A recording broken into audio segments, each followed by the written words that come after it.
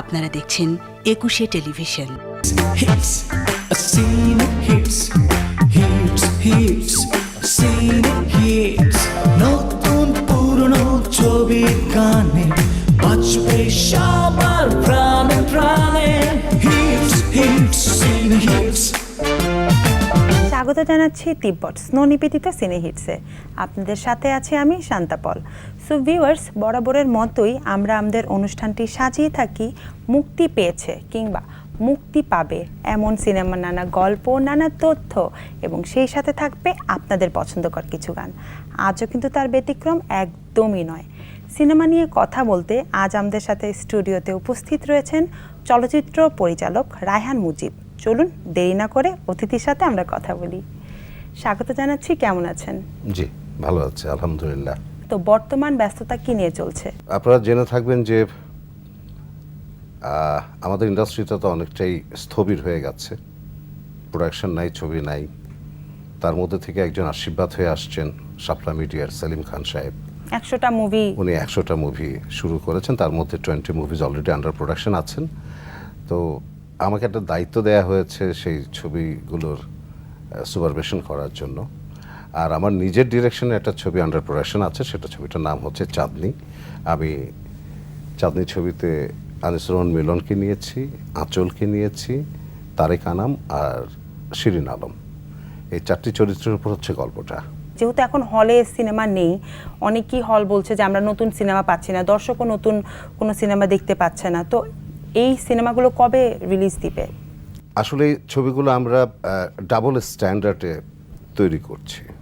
মানে সিনেমা হলেও ছবিগুলো রিলিজ হবে, অ্যাট দ্য সেম টাইম আমাদের যে অ্যাপস সিনেবাজ, সেটা তো আমরা রিলিজ করবো, অ্যাপসও রিলিজ করব। তো এই সিনেবাজের জন্যই কি বাকি সব মুভিগুলো মেক করা হবে, যে এই ওটিটি প্ল্যাটফর্মে মানে লঞ্চ করা হবে বলে, বা এই ওটিটি প্ল্যাটফর্মেই রিলিজ দেওয়া হবে বলে কি? না, শুধু যে ওটিটি প্ল্যাটফর্মেই আমরা দেবো তা না। আমি কিন্তু আগেই বলেছি যে আমরা এটা সিনেমা হলেও দেব।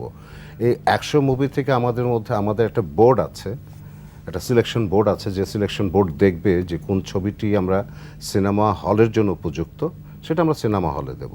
আর কোনটি ওটিটি প্ল্যাটফর্মের জন্য, সেটা আমরা ওটিটি প্ল্যাটফর্মে দেব।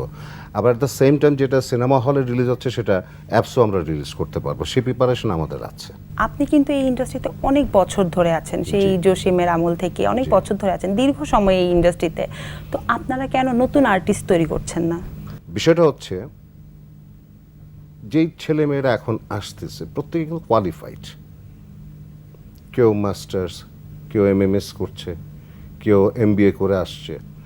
এই ছেলেপেলেগুলিকে যদি আমরা প্রোভাইড না করতে পারি, যদি তাদেরকে আমরা কাজ দিতে না পারি, তাহলে তারা হাউ লং টাইম এখানে তারা টাইম এক্সপেন্ড করবে? এত সময় তারা এখানে নষ্ট করবে কেন? তাদেরও তো একটা ফিউচার আছে, তাদেরও তো ক্যারিয়ার আছে। আমরা কন্টেন্ট দিতে পারছি না। তো এই ব্যর্থতা কাদের আসলে? আসলে এখানে ব্যর্থতা সফলতার বিষয়টা এককভাবে কাউকে দোষারোপ করা যাবে না। আমরা পরিস্থিতির শিকার হয়ে গেছি, এটা তো একদিনে হয়নি। আমাদের অনেক প্রতিকূলতার সম্মুখীন হতে হয়েছে। ফার্স্ট আমরা কপিরাইটের এগেনস্টে ফাইট করেছি, কপিরাইট আমাদের জন্য একটা প্রতিকূলতা ছিল। এরপর আসছে আপনার ক্যাপাসিটি ট্যাক্স, এরপর আসছে অশ্লীলতা। এই যে একটার পর একটা মানে দুর্যোগ এসে পড়তেছে আমাদের ঘাড়ে, সেগুলোকে ফেস করতে গিয়ে আমরা কিছু দর্শক হারাচ্ছি, আমরা কিছু শিল্পী হারাচ্ছি, কিছু নিউ কামারদের আশা ছিল যে আমরা আসবো ইন্ডাস্ট্রিতে। ইন্ডাস্ট্রির বিভিন্ন রকমের এই সমস্ত ক্রাইসিস দেখে তারা পিছিয়ে গেছে। তো সব কিছু মিলিয়ে এককভাবে কাউকে দোষারোপ করা যাবে না, কাউকে আরও ব্যর্থতার কথা বলা যাবে না। হতাশা এবং এই উত্তরণের বিষয় নিয়ে আমরা আরও শুনবো। নিতে হচ্ছে ছোট্ট একটি বিরতি। দর্শক, সময় হয়েছে ছোট্ট একটি বিরতি নিয়ে। Hits, hits, scene hits. স্বাগত জানাচ্ছি আবারও তিব্বত স্নো নিবেদিত সিনে হিটসে। আপনাদের সাথে রয়েছে আমি শান্তাপল এবং আমাদের সাথে রয়েছেন ডিরেক্টর রায়হান মুজিব। চলুন দেরি না করে আমরা অতিথির কাছে আবারও ফিরে যাই। বিরতির পরে আবারও স্বাগত জানাচ্ছি। তো ভাই, আগে জুটি একটা প্রথা ছিল, আপনিও অনেক জুটি নিয়ে কাজ করেছেন, জসিম ভাইয়ের সাথে অনেক জুটি নিয়ে কাজ করেছেন। দর্শক পছন্দ করতো এবং দেখা যেত যে জুটির দেখেই দর্শক হলে ঢুকতো। এখন এই বিষয়টা নাই কেন? জুটি তৈরি হওয়ার জন্য পাবলিক ইমেজের একটা ব্যাপার থাকে। রাজ্জাক কবরী, রাজ্জাক শাবানা, আলমগীর শাবানা, এরপরে আসছে জসিম শাবানা। এই জুটি তৈরি করতে, স্টাবলিশড করতে এর পেছনে কিন্তু অনেকগুলো ছবি দিতে হয়। পরবর্তী পর্যায়ে জুটি এস্টাবলিশড করতে গিয়ে যেমন আমরা এই প্রজন্মে এসে আমরা পেলাম কাকে, সাকিব, অপু বিশ্বাস। এরপরে আসলেই তো সুযোগ নাই জুটি তৈরি হওয়ার, কারণ ছবি হচ্ছে না ওরকমভাবে, জুটিটা তৈরি হবে কিভাবে, তাই না? আপনি বলছিলেন যে একটা ওটিটি প্ল্যাটফর্ম সিনেবাজ নিয়ে, তো দেখা যাচ্ছে যে এখন ওটিটি প্ল্যাটফর্মে অনেক মুভি রিলিজ পাচ্ছে, হলে রিলিজ পাচ্ছে না, তো এই বিষয়ে আপনার কি মতামত? ওটিটি প্ল্যাটফর্মে যেসব ছবিগুলো আমরা বাইরের ছবিগুলো দেখি তারা টেকনিক্যালি অনেক রিচ, অনেক হাই টেকনোলজি দিয়ে ওরা ছবি সিনেমা মেক করতেছে, বাজেটটা অনেক বেশি অনেক থাকে। অনেক বেশি রিচ, কিন্তু আমরা সেই পর্যায়ে যেতে পারিনি বিধায় বললাম যে আমাদের ওই পর্যায়ে বানাতে গেলে যে কস্টিংটা আসবে সেই কস্টিংটা আমরা এখানে আসলে গেইন করতে পারবো না, যে কারণে ওই কোয়ালিটিটা দেয়া টাফ হয়ে যাচ্ছে। তবে ওটিটি প্ল্যাটফর্মে যাবে, কিছু ছবি যাবে, আমাদের কিছু ছবি তৈরি হচ্ছে, কিছু ওয়েব মুভি তৈরি হচ্ছে, কিছু ওয়েব সিরিজ তৈরি হচ্ছে। এটা কি শুধু মানে সিনেবাজের জন্যই যাবে নাকি অন্যান্য ওটিটি প্ল্যাটফর্মে? না, এটা ফ্রি মার্কেট, এটা ফ্রি মার্কেট। আমরা যে প্রোডাকশনটা করতেছি, মানে বিশেষ করে আমরা বলতে শাপলা মিডিয়া যেটা করছে সেটা শাপলা মিডিয়ার নিজস্ব অ্যাপস আছে, সেখানে রিলিজ হবে। আবার শাপলা মিডিয়া যদি ইচ্ছা করে যে না আমার অ্যাপসও করবো, আমি বাইরের অ্যাপসও দিতে পারি, সেটাও হতে পারে। এ তো ফ্রি মার্কেট, ফ্রি মার্কেটে তো কোনো বাধ্যবাধকতা নেই। এখন কিন্তু দেখা যাচ্ছে যে অনেক ছবি অনুদান পেয়েছে, তো এই অনুদান সিনেমা নিয়ে আপনি কি মতামত করেন? একটা সময় ছিল অনুদানের ছবি যেটা, সেটা হচ্ছে সর্বজন স্বীকৃত, সর্বজন বুঝে তারপরে একটা ওয়ার্ল্ড স্ট্যান্ডার্ডের একটা ছবিকে অনুদান দেওয়া হতো, যেটা দেশকে অন্য দেশে বহির্বিশ্বে পরিচিতি আনবে, মেকারের পরিচিতি আনবে, সাবজেক্টের পরিচিতি আনবে। এখন আর সেটা মেনটেন হচ্ছে না, এখন মেনটেন হচ্ছে মুখ চেনে চেনে।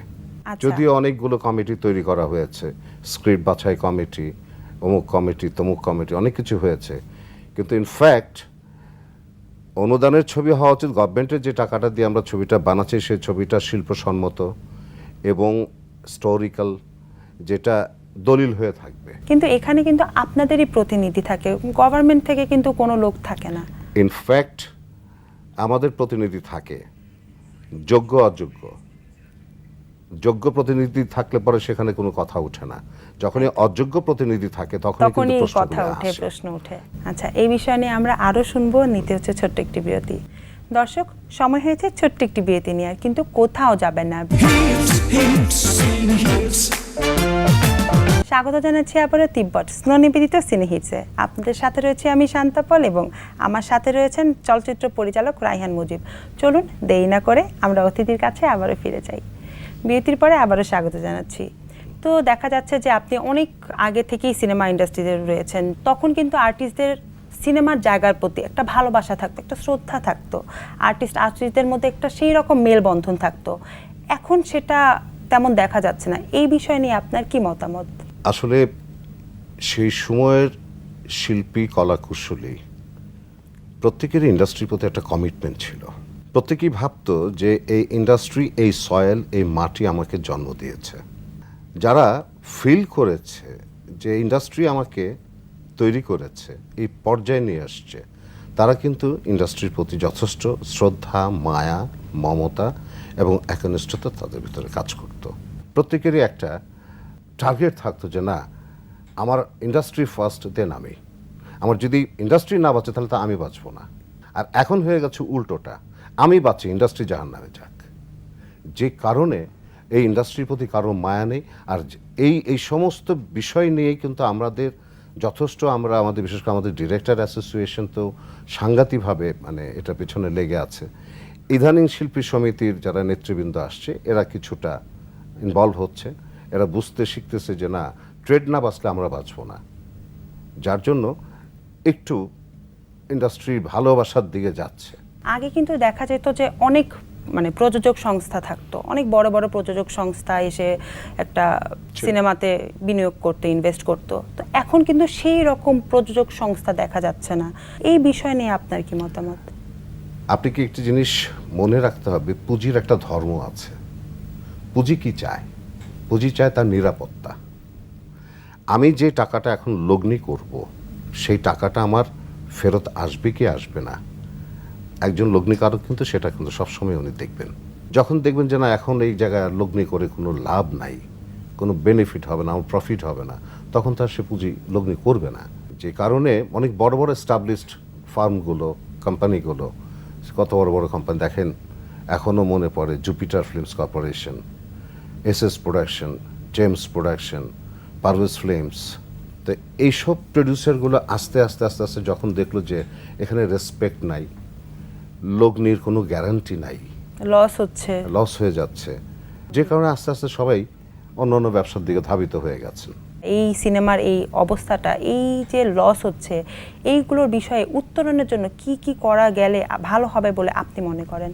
উত্তরণটা আসলে ইট উইল টেক টাইম, এটা সময় সাপেক্ষের ব্যাপার, ধাম করে বললে হবে না। আবারও সেই 1000-1200 সিনেমা হল তৈরি হওয়া, আবার সেই দর্শককে সিনেমা হলে যাওয়ার জন্য উৎসাহিত করার জন্য যে কন্টেন্ট বা যে ফিল্ম লাগবে, সেই ফিল্মগুলো তৈরি করতে হবে, আর সেই ছবিগুলো সেই পরিচালকদের হাতে থাকতে হবে।